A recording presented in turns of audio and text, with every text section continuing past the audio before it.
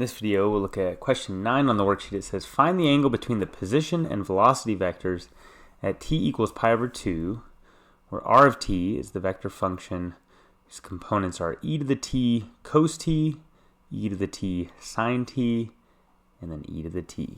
Okay, so the position vector is r of t, and the velocity vector is the derivative of r of t. And so to differentiate, go ahead and differentiate each component with respect to t.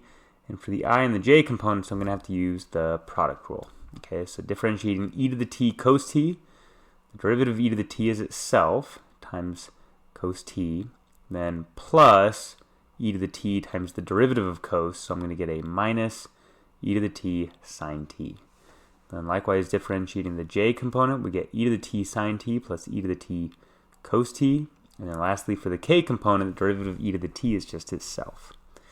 So that is our velocity vector function, right, at any time. And what I really want, right, is the angle between the position and the velocity at this specific time when t is pi over 2. So here's what I'm going to do next. I'm going to look at the position and the velocity at pi over 2 by just plugging in pi over 2 in for t.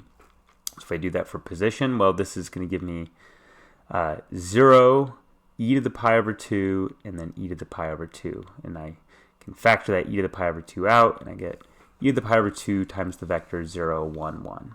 Okay, likewise for v of pi over 2, well, just plug in pi over 2 in for t, and that's going to give you negative e to the pi over 2, comma, e to the pi over 2, comma, e to the pi over 2. Again, factor that e to the pi over 2 out, and it's multiplying the vector negative 1, 1, 1.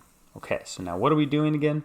We're looking for the angle between the position and velocity vectors at this time. So in this figure here, right, let's say the trajectory of our moving particle is this red curve here.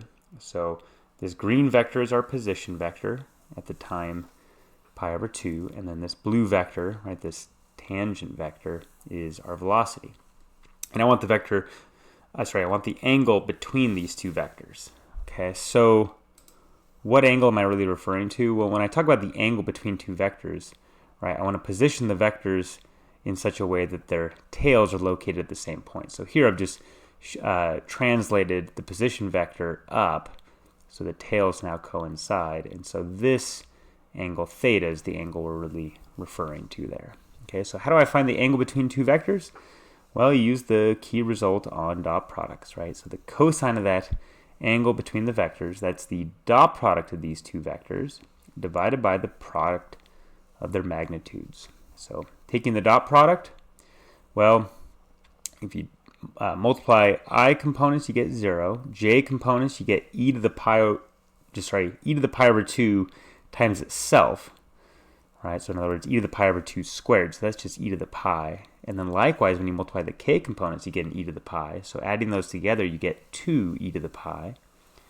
And then for the magnitudes, okay, I recommend using these expressions where I factor the e to the pi over 2 out, because that's just going to multiply the magnitude of these vectors here. So the magnitude of 0, 1, 1 is the root of 2. So the magnitude of your position is e to the pi over 2 times the root of 2.